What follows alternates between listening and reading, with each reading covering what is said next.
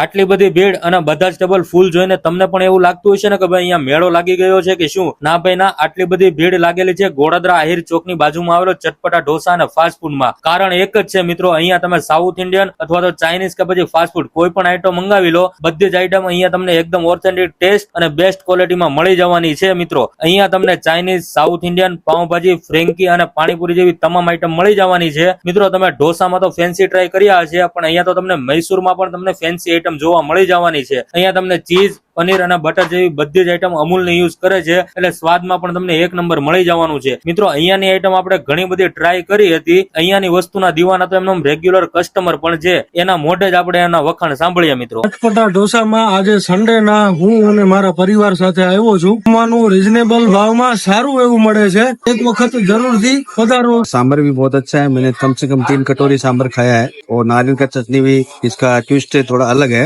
और जो पेपर आता है इसका एकदम सॉफ्टी बनाया हुआ है. एक बार यहाँ विजिट कर सकता है कोई भी.